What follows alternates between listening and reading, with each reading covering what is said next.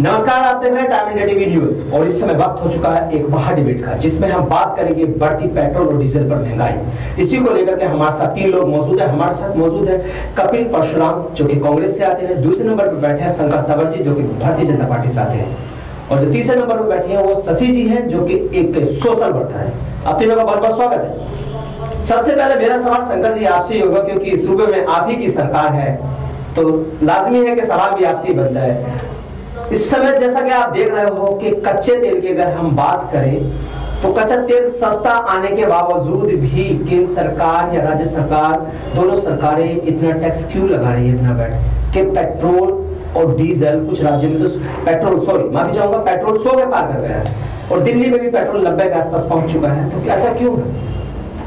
Sir जी, जो कच्चे तेल के रेट में अधिक बढ़ोतरी न होने के बावजूद भी जो तेजी होने का कारण है जी, राज्य सरकार के अपने टैक्सेस हैं और केंद्र सरकार ने अपने, क्योंकि केंद्र अपने पूरे देश की सुरक्षा के मामलों में और अन्य विषयों पर उनको जो धन संग्रह के जो 2-4 मूलभूत जो ये कारण है कि यहाँ से मान लो तेल से जो पैसा आता है देश की रक्षा संपदा पर अत्यधिक खर्चा हो रहा है, तो उसमें वो लोग खर्च कर रहे हैं। लेकिन राज्य सरकारों में भी अनेकानेक विषयों पर वो लोग बढ़ाए जा रहे हैं और उसके अलावा जो परसेंटेज ऑफ जो प्रॉफिट है जो कि हमारे पेट्रोल पंप के मालिक हैं उनका भी गलत तरीके से बढ़ा हुआ है। जनता को तो परेशान होना पड़ रहा है, लेकिन इसके अंतर्गत एक ठोस नीति जब तक संसद नहीं बनाएगी तब तक इसके ऊपर परेशानी बनी रहेगी। शंकर जी, जब कांग्रेस की सरकार थी, अगर हम बीती सरकारों की बात करें तो उस समय इससे भी डबल महंगाई पर तेल खरीदा गया, लेकिन कभी पेट्रोल का रेट 77 से ऊपर नहीं जाने दिया गया। हालात उस समय ये थे कि भारतीय जनता पार्टी के कुछ लोग प्रोटेस्ट करते थे और जब 2014 में आप ही की सरकार आई थी तो मोदी जी ने भी कहा था ये बात कि हम 40 रुपए लीटर तेल देंगे। आप किसको चुनोगे? जो 40 रुपए लीटर तेल देगा या जो 70 रुपए लीटर तेल देगा? बार बार, एक बार नहीं कई बार कहा था, आपको अच्छे से याद होगा ये बात। तो फिर अब क्यों महंगाई पर कंट्रोल नहीं करा जा रहा है? क्योंकि अगर तेल महंगा होगा तो जाहिर सी बात है पूरे का पूरा हर तरह से ट्रांसपोर्ट महंगा होगा, ट्रांसपोर्ट महंगा होगा तो सारी चीजें महंगी होगी। देखिए ऐसा है, टैक्स और परसेंटेज राज्यों का ज्यादा है। नहीं सर, ये आप गलत कह रहे हो, केंद्र सरकार ज्यादा ले रही है। नहीं, जो आप देखिए राजस्थान में जो सरकार है वहां पर 100 रुपए है। अब महाराष्ट्र में जो सरकार है वहां पर ज्यादा रेट है। ऐसे ही बंगाल में रेट ज्यादा है। मध्य प्रदेश में भी, मध्य प्रदेश में भी मानते हैं ज्यादा है। तो जो राज्य अलग अलग राज्यों में अलग अलग रेट है। हरियाणा में कम है, दिल्ली में कम है, अन्य प्रदेशों में भी कम है, लेकिन जो ये कुछ प्रदेशों ने बढ़ा रखा है। जब केंद्र ने तो अपना समान टैक्स पूरे देश पर एक ही टैक्स लगाया हुआ, लेकिन राज्यों ने अपना अलग अलग टैक्स बना रखा है और समय समय पर सेस और बढ़ाते रहते हैं। सवाल सर यहाँ मेरा आपसे सीधा ये है कि जो सरकार एक टाइम पे ये कहती थी कि महंगा तेल का रेट बढ़ रहा है, हम 40 रुपए लीटर पे तेल देंगे, आज आखिर वो चुप क्यों है इस पर? नहीं, वो आपका कहना ठीक है कि तेल अगर आज मार्केट के भरोसे छोड़ दे। मैंने कहा कि जीएसटी का विषय आया, जीएसटी पर 9% जीएसटी राज्य की और केंद्र की वितरण पॉलिसी है, लेकिन जो तेल है ये जीएसटी के अंतर्गत नहीं है, क्योंकि अनेक राज्यों ने वैट के आधारित पद्धति पर इसको लागू कर रखा है। तो फिर तेल भी जीएसटी के अंतर्गत आ जाता है? बिल्कुल, जीएसटी के अंतर्गत अगर आ जाता है तो इसका रेट कम हो जाएगा और आगे भी पहुंच जाएगा। मैंने क्या कहा, अनेक राज्यों ने जनता को अनेक सहूलियतें देने के नाम पर, किसी राज्य को कहता है जी मैं बिजली कम दे दूंगा, कोई कहता है जी मैं यहाँ पर इस टैक्स में छूट कर दूंगा, पानी छूट कर देंगे। अनेक लोग नारों के कारण वो जो एक जहां से सरलता से मिलता है उसके ऊपर टैक्स लगा देते हैं। अभी जो लॉकडाउन के अंतर्गत दिल्ली राज्य ने शराब पर टैक्स लगा दिया था, ऐसे ही डीजल और पेट्रोल पर भी रेट बढ़ा दिया था। केंद्र ने नहीं बढ़ाया था, लेकिन राज्य सरकारों ने बढ़ाया। इसी क्रम में अब राजस्थान में ज्यादा है, मध्य प्रदेश में ज्यादा है, बंगाल में ज्यादा है, महाराष्ट्र में ज्यादा है, तो वो राज्यों की देन है। केंद्र में पूरे देश की एक जैसी योजना है, केंद्र के पास पूरी देश की सुरक्षा के लिए मदद चाहिए होती है। अब एक सवाल कपिल जी से ले लेते हैं जो कांग्रेस से आते हैं। कपिल जी, अब हालत ये कहीं ये होने लगी है कि लोग विपक्ष को भी ढूंढने लगे। क्योंकि अभी तक सवाल सिर्फ सत्ताधारी पार्टियों से पूछे जाते थे, लेकिन अब जनता कह रही है कि विपक्ष कहाँ है, विपक्ष कुछ क्यों नहीं कर रहा है। तो एक बहुत बड़ा सवाल है कि कहीं ना कहीं अब विपक्ष की मांग तो उठने लगी, वरना इससे पहले तक तो विपक्ष को कोई पूछ ही नहीं रहा था, आलम ये होने लगा था, लेकिन अब विपक्ष की भी मांग उठने लगी। लेकिन क्या विपक्ष अपनी अहम भूमिका निभा पा रहा है, ये बहुत बड़ा सवाल है यहाँ।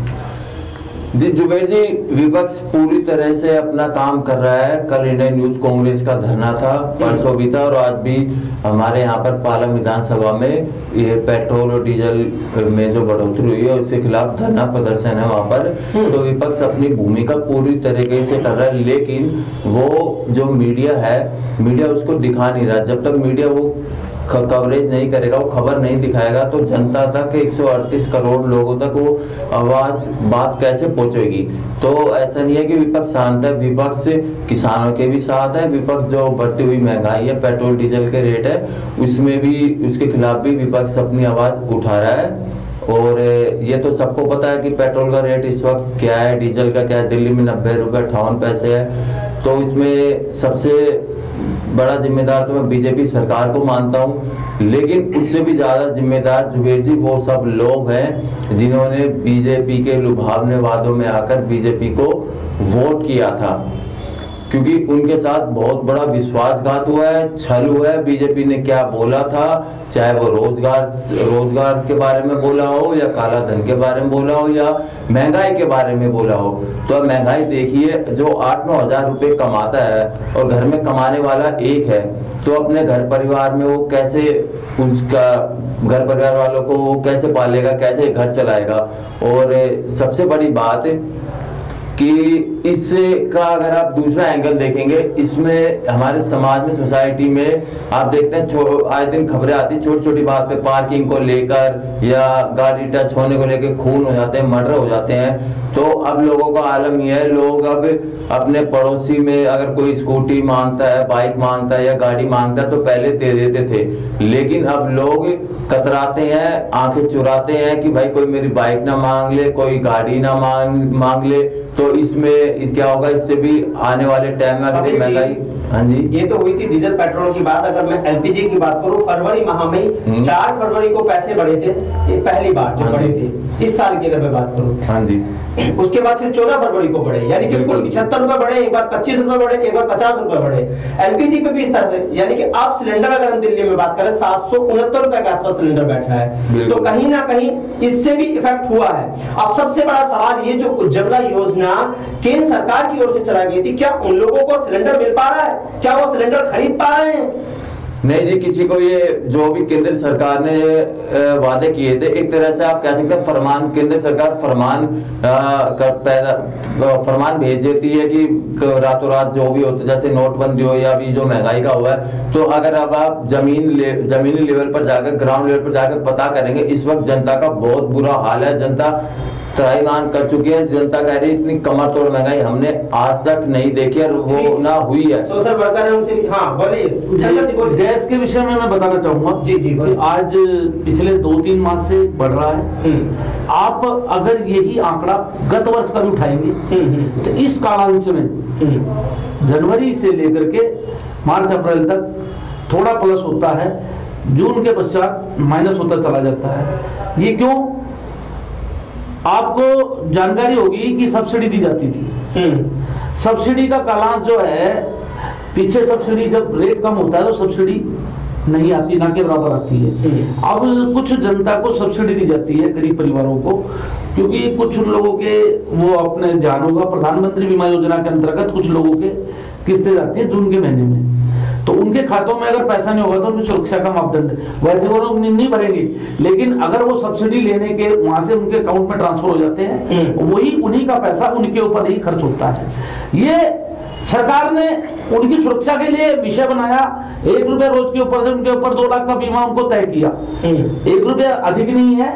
LIC वगैरह में लोगों को नुकसान होता था, लेकिन इसमें सामान्य जो छोटे से छोटा आदमी भी है 330 रुपए वर्ष का देगा, उसको 2 लाख रुपए प्रति वर्ष देना, 2 लाख का बीमा है। बीमार बुखार होकर रात को सोए, अगर सुबह नहीं उठे तो उसको 2 लाख का बीमा है, उसका 330 रुपए जाते हैं। कुछ गरीब परिवार ऐसे होते हैं कि मजबूरी में बैंक में नहीं डाल पाते, तो ये सब्सिडी के माध्यम से उनके खातों में पैसा जाता है। ये जो अब अगर रेट बढ़ रहा है, इसकी सब्सिडी खातों में जाएगी। एक चीज का सवाल का जवाब दे दीजिए। आपने ये कहा कि जो गरीब परिवार है, लेकिन जो मिडिल क्लास है, जिनको उज्ज्वला योजना से या किसी तरह के कार्ड, इस तरह की योजनाओं का लाभ नहीं मिलता है, वो कहाँ जाएंगे? देखिए वो क्यों पीछे? सवाल ये है यहाँ पर। आपका कहना ठीक है, लेकिन क्या कहा कि उनका भी ख्याल रखना है जिनके पास व्यवस्था नहीं है। अरे सर, तो उनका क्या होगा? हमें ख्याल सबका ही रखना होगा ना सर। मैंने क्या कहा आपको, आप आंकड़ा उठाइए, ये परमानेंट नहीं है। ये रेट कम ज्यादा होते हैं, अगर आज बढ़े हैं तो घटे भी थे पीछे। 500 रुपए में सिलेंडर आया था, गत वर्ष भी 800, 850, 900 तक जाकर के 500 रुपए पर आया, जब तो किसी ने कहा नहीं कि सरकार ने बहुत बढ़िया काम कर दिया। अगर सरकार बढ़ा रही है तो कोई मजबूरी होगी, इसको भी तो देखने वाला विषय है। बिल्कुल तंवर जी बिल्कुल सही कह रहे हैं, मैं इनकी बात से सहमत करता हूँ कि सरकार की कोई ना कोई मजबूरी होगी जो सरकार बढ़ा रही है। लेकिन यहाँ पर मेरा प्रश्न सिर्फ सरकार से एक यही है कि जो एक कोरोना काल में सबको पता है काम धंधे ठप है, बिल्कुल लोगों की नौकरियां चली गई, तो जितने भी ये महंगाई हो रही है या जो सरकारी कंपनियां थी उनका प्राइवेट की जा रही है, तो ये सब जो चेंजेस हो रहे हैं ये सिर्फ कोरोना के टाइम पर ही क्यों हो रहे हैं? इससे सरकार को सोचना चाहिए कि लोगों की हालत पहले से ही खराब है। ठीक है, ऊपर से महंगाई कर दी। से कोई सवाल नहीं लिया गया, जल्दी से उनके पास भी चलते हैं। शशि त्यागी जी, आप एक सोशल वर्कर हो, जैसा कि आप हालात देख रहे हो, तेल पर रेट बढ़ रहे हैं, इसी को लेकर आपकी क्या रिएक्शन है? देखिए, मैं ये कहना चाहती हूँ एक सोशल वर्कर होने के नाते कि सरकार आई थी, लुभावने वादे करके आई थी कि भाई बहुत ही महंगाई की मार, आ गई मोदी सरकार। इस तरह के वादे किए, लोग उन वादों में उलझे और एक बीजेपी की बड़ी बहुमत से सरकार को बनाई उन्होंने। आज क्या है, सबसे ज्यादा कौन पिस रहा है इस महंगाई में? मध्यम वर्ग। पहले तो उज्ज्वला योजना के नाम पर कुछ चंद लोगों को कुछ गैस सिलेंडर बांटे गए, जिसकी कीमत 1,500 से 2,000 के बीच रही होगी। लेकिन क्या मोदी सरकार या कोई भी सरकार है, उसने ये सोचा है कि उस सिलेंडर को भरवाने के लिए एक मिडिल क्लास या लो कैटेगरी के पास कहां से पैसा आएगा, कहां से पैसा लाएगा? उसे 800 रुपए का सिलेंडर कहां से भराएगा? कब उसकी सब्सिडी खत्म कर दी गई बिना बताए, किसी को कुछ नहीं मालूम है। चाहे केंद्र में बीजेपी हो या कांग्रेस सरकार रही हो, मुझे इस बात से मतलब नहीं है कौन सी सरकार है, लेकिन जो पिस रहा है वो मध्यम वर्गीय पिस रहा है। चाहे गैस की बात है, चाहे पेट्रोल की बात है, पेट्रोल आज 100 के पार है। अभी तंवर जी ने बोला कि भाई राज्य टैक्स लगा रहे हैं। बहुत से देश में बहुत सारे राज्य ऐसे हैं जहां केंद्र और बीजेपी की सरकार है, क्या वहां पर पेट्रोल के दाम कम हुए हैं? क्या राज्य सरकारों ने वहां पर कम किए हैं? कहीं कोई कम नहीं किया है। इसमें कुल मिलाकर वहीं पर बात आती है कि आम पब्लिक इसमें पिस रही है। तो क्या किया जाएगा? जब कांग्रेस की सरकार थी तो बीजेपी की माननीय मंत्री स्मृति ईरानी बड़े धरने वगैरह किया करती थी कि भाई प्रधानमंत्री जी को चूड़ियां भी भेजी जाती थी। क्या आज कहां है स्मृति ईरानी? क्या वो अपनी बहनों के लिए आवाज उठा पा रही है? क्योंकि गृहिणियों को इसका सामना सबसे ज्यादा करना पड़ रहा है कि गृहिणी ही घर चलाती हैं, उसी घर उसको किस तरह से बजट के वही बना के चलती हैं। कहां है स्मृति ईरानी? क्यों नहीं आवाज उठा पा रही हैं? क्या महंगाई सिर्फ इसलिए वो आवाज उठाती थी कि तब दूसरी सरकार थी? आज भी उन्हें आवाज उठानी चाहिए। मैं सोशल वर्कर होने के नाते यही कहना चाहूंगी कि प्रधानमंत्री जो है या केंद्र सरकार में इस और ध्यान दे कि मध्यम वर्गीय क्या करे। जी, मैं इनकी बात से भी सहमत हूँ। जैसा इन्होंने बताया, बहुत सही बात बताई इन्होंने। लेकिन आज के समाज में विकट परिस्थितियों में रहना समाज के हर व्यक्ति को लागू होता है। अगर थोड़ा बहुत उतार चढ़ाव आता है तो मार्केट में थोड़ा बहुत उसको एडजस्टमेंट किया जाता है। अगर आज मैं एक मिनट बता रहा हूँ कपिल जी, अगर आज बढ़ा है तो कल घटा भी था। पूरे 8 मास में मोदी सरकार ने, यही मोदी सरकार है, कोरोना कालांश में 8 मास तक पूरे देश को राशन दिया। किसी सरकार ने नहीं दिया। देखिए, राज्य सरकार सभी दे रहे थे। कांग्रेस की रसोई चलाई थी, रसोई चलाई है, कागजों पर रसोई है, नहीं कागजों पे तो काम बीजेपी ने ज्यादा किया। ये बीज का जो उत्पादन किया गया, ये जो उज्ज्वला योजना आज लागू हुई है, एक तो कुछ लोगों की नहीं है, ये करोड़ों परिवारों को। ये आपको ज्यादा पता होगा कि करोड़ों परिवार को मिला है। मैंने तो ये देखा है कि आप कोरोना काल की बात कर रहे हैं कि मोदी जी ने राशन बांट दिया या राज्य सरकारों ने राशन बांट दिया। मैंने तो देखा है कि लोग पैदल चले जा रहे हैं, उनकी इतनी भी मदद नहीं की गई है किसी सरकार द्वारा। अगर सरकारें मदद देती तो यहाँ से लेके बिहार तक, गुजरात तक वो पैदल नहीं जाते, वो पैदल नहीं चल के जाते। इतना उनका दुख दर्द किसी को नजर नहीं आता। सबको लोग अपने पैदल गांव तक गए थे, जिनमें काफी लोगों की कहाँ है वो वादे? लोन दिया जा रहा है, ये दिया जा रहा है, किसको लोन दिया जा रहा है? उद्योगपतियों के लिए सरकार बनी है क्या? चाहे कोई भी सरकार है, मुझे मतलब नहीं है किस राज्य में किसकी सरकार है, उद्योगपतियों की सरकार है। किस तरह से लोग मर रहे हैं, जी रहे हैं, सड़कों पे मर रहे हैं, किस तरह से, क्या कैसे होगा इस तरह से? ऐसे ही चलता रहेगा? बिल्कुल सही कह रहे हैं, मैं इनकी बात से सहमत हूँ कि जो लोग अपने गांव जाते पैदल जा रहे थे, कितने लोगों की इसमें मृत्यु भी हो गई थी। लेकिन अगर वही लोग उस वक्त इलेक्शन होता तो मैं दावे के साथ कह सकता हूँ बीजेपी सरकार उन सब लोगों के लिए बस करवा देती। क्या वो लोग जो पैदल गए थे किसी को किसी ने भगाया था? आपको पता है दिल्ली में क्या हुआ? आप केजरीवाल का तमाशा देखिए ना, यहाँ से सबको बसें लगा करके रवाना करके आनंद विहार भेज दिया। अरे जब आप महामारी के दौर में चल रहे हैं, अगर एक सरकार ने बस भर के भेजा है तो दूसरी सरकार ने रोका क्यों नहीं उसको? उनके लिए कुछ इंतजाम मुहैया क्यों नहीं कराया आपने? ये दिल्ली की बात नहीं है, सरकार ने उनको रोका। इसका और भी बुरा हाल था। यूपी में क्या हुआ था मैं बताता हूँ। यूपी का और भी बुरा हाल था। 200 बसें प्रियंका गांधी जी ने खुद लेके आई थी, लेकिन योगी जी ने 200 बसों को लेने से मना कर दिया था। एक बात बताइए, आप राजस्थान की बसें उठा करके उत्तर प्रदेश में लेके जा रहे हो, और वैसे भी आप महंगाई आप महंगाई पर जवाब दीजिए। महंगाई कैसे रुकेगी? महंगाई पर बात करिए। एक आदमी की रोटी छीन करके दूसरे को देने जा रहे हो। अरे जो भूखा उसको पहले दो, जो मर रहा है उसको पहले देखिए, आप महंगाई का मुद्दा भटका रहे हैं। आप महंगाई पर जवाब दीजिए कि महंगाई कैसे कम होगी, किस तरह से कम होगी, कैसे गृहिणी अपना घर चलाएं, कैसे वो मजबूर हो रही है कि लोग 800 रुपए का सिलेंडर नहीं लिया जा रहा है। पेट्रोल आज पहली बार नहीं बढ़े हैं, पहले बढ़े या बढ़े बात आप कर रहे हैं। क्या रेट आज वही रेट है क्या? अरे थोड़ी बढ़ा दो। अब गरीब या तो केंद्र सरकार ऐसा कानून ले आए कि साइकिल, बिल्कुल साइकिल अलाउ कर दे, भाई साइकिल से चलिए। आज 90 रुपए 58 पैसे है। इस भागम भाग गरीब जिंदगी में कोई ये संभव नहीं है आपकी। अब इतनी चाहे गैस हो, ये मुद्दा बहस करने के लिए अच्छा है, लेकिन प्रैक्टिकली आप देखेंगे 10,000 में घर चलाना बहुत मुश्किल है। कपिल जी एक विषय सुनिए, जुबेर जी बताइए। अपना आलू का उत्पादन अब हो रहा है, इस समय पैदावार आ रही है, आलू इस समय फसल पर है, तो इस समय क्या रेट है मार्केट में? 6 रुपए 7 रुपए। अभी इससे पहले इस समय भी आलू 6-7 रुपए नहीं है, 20-20 रुपए किलो आलू है, जबकि सर्दी में 5 रुपए 6 रुपए किलो आलू होता है। आज भी इतना ही महंगा। 50 रुपए टमाटर का रेट है, 50 रुपए प्याज का रेट है। अगर आप महंगाई की बात करेंगे तो इस तरह से महंगाई बढ़ रही है, और पिस आम पब्लिक रही है, ना कि कोई नेता। आलू का जो थोक का भाव है मार्केट का, आज के दिन 6 रुपए किलो 7 रुपए किलो है। पब्लिक को 20 रुपए किलो मिलते हैं। अरे शशि त्यागी जी सुनिए, आप आंकड़े उठाइए पहले। ये बाजार में पब्लिक आप 10 रुपए किलो पुकार लगा करके, मैं रोज आता हूँ एक माइक लेकर के साउंड कह रहा है 10 रुपए किलो आलू, 100 रुपए के 5 किलो साउंड लेकर के बोल रहा है। आप उसको जरा मूल्यांकन कीजिए। आप सब चीजों का कैलकुलेशन करिए। आलू नहीं खरीदने। अगर आलू 10 रुपए है तो प्याज 50 रुपए है, टमाटर प्याज 50 रुपए, टमाटर 20 रुपए किलो। चलो मानी 50 रुपए टमाटर है किलो है। आपके कहने से नहीं होगा। आपके कहने से भी नहीं होगा। आपके कहने से भी नहीं होगा। आपकी बात माना, एक मिनट शशि जी, आपकी बात माना, आलू 10 रुपए किलो है, आलू के साथ टमाटर भी है, प्याज भी है, उसके बाद उसकी सब्जी बनाने के लिए गैस चाहिए, दाल हमने दाल 200 रुपए किलो दाल लानी है, फिर उसे बनाने के लिए गैस चाहिए। गैस 800 रुपए का सिलेंडर है। अरे थोड़ी आदमी कच्चा आलू खा जाएगा। मैं अब विषय बता रहा हूँ। शंकर जी एक बात सुनिए, 800 रुपए का सिलेंडर है। एक मिनट जुबेर जी, इनका जरा बहन जी का मुझे संतुष्टि करने वाला विषय है। अगर आज 800 को छोड़िए, आप 900 लगाइए, 900 रुपए का हो गया 30 रुपए प्रतिदिन जी। 30 रुपए प्रतिदिन की गैस आप लगा रहे हैं पूरे परिवार के भोजन बनाने के लिए।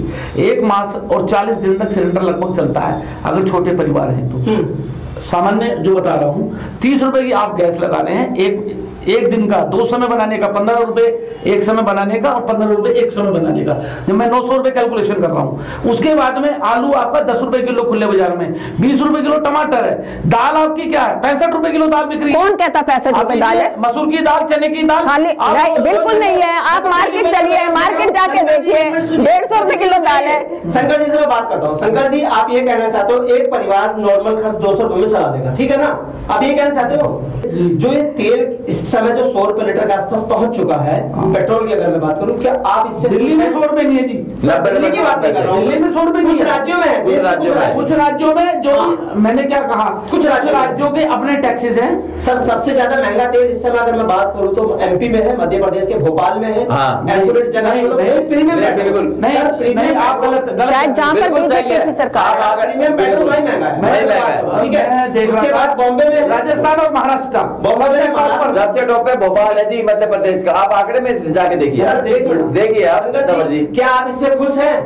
देखिए जनता को लाभ मिलना चाहिए, ठीक है, उतार चढ़ाव बाजार का अंग है, बाजार में अप डाउन, मांग और पूर्ति का सिद्धांत हमेशा चलता रहा है। सर आप एक चीज, लेकिन मैंने क्या कहा, राज्य सरकारें अब एकदम ज्यादा गंभीर इसलिए नहीं हो रही, राज्य सरकार वैकल्पिक ईंधन पर जोर दे। सर आप एक बात तो बताइए, तेल पे ही क्यों इतना ड्यूटी ले रहे हो?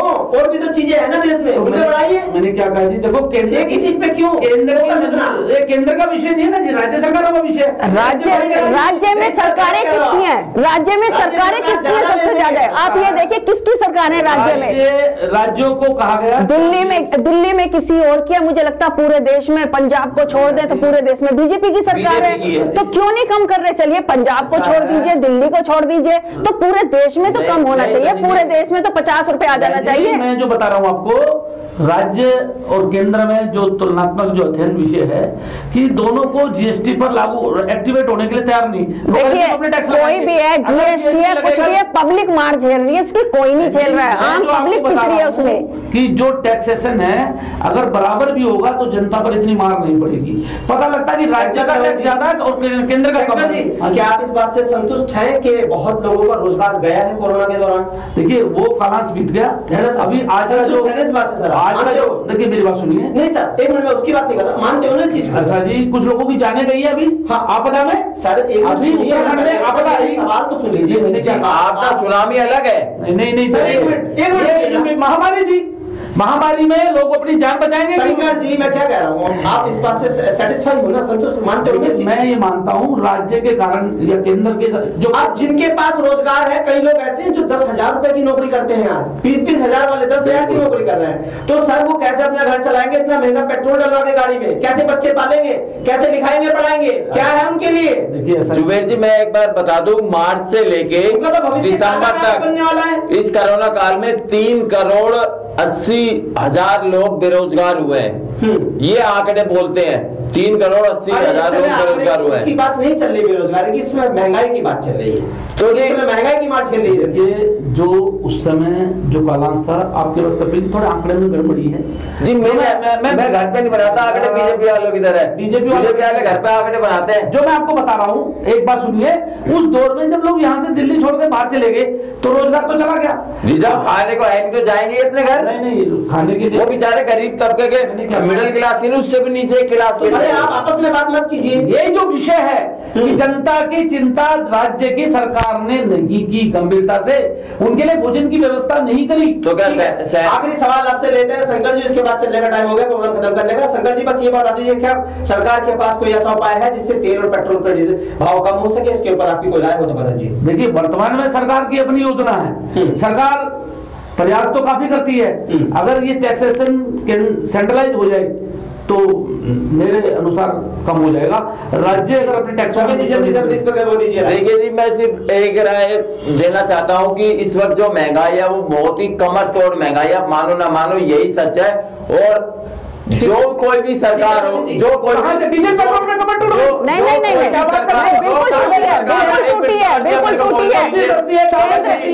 जी बोलने दीजिए।